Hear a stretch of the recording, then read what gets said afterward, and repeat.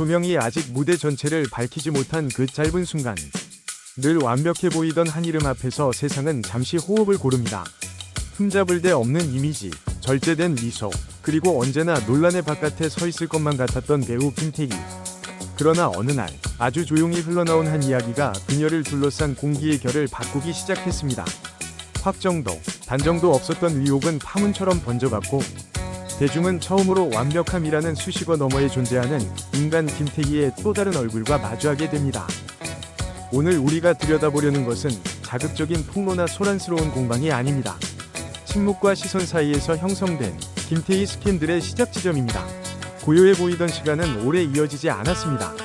2020년 탐사 보도 프로그램 PD수첩이 김태희의 이름을 언급하며 부동산 거래를 둘러싼 의혹을 제기하면서 분위기는 급변했습니다.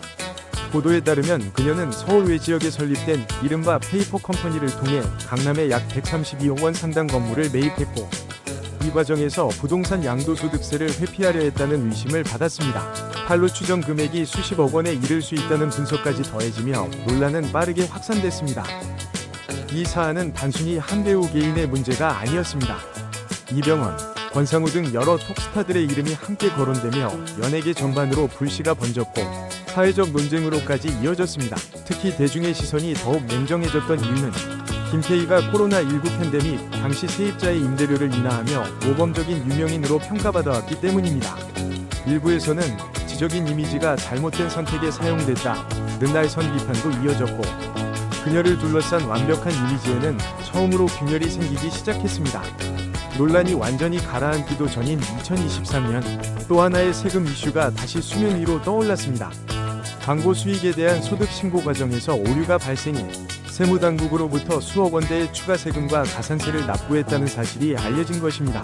이에 대해 소속사는 고의적인 탈세가 아니라 이전 세무대리인의 처리 과정에서 발생한 착오라며 의혹을 강하게 부인했습니다. 그러나 추가 납부라는 단어와 유명인의 책임이라는 프레임은 다시 한번 뜨거운 논쟁을 불러일으켰습니다. 한편 2022년에는 그녀가 직접적인 당사자가 아님에도 불구하고 사생활을 뒤흔드는 루머가 확산되기도 했습니다. 남편인 가수 겸 배우 별표 B, 레인, 별표가 여성 프로 골퍼와 외도를 했다는 소문이 온라인을 중심으로 퍼진 것입니다. 이에 대해 양측 소속사는 즉각 전혀 근거 없는 허위 사실이라며 강경 대응을 예고했고, 김태희 역시 너무 황당해 웃음이 나올 정도였다고 전해질 만큼 담담한 태도를 보였습니다. 이외에도 김태희의 이름은 스캔들이 아닌 사건의 피해자로서 언급된 적이 있습니다.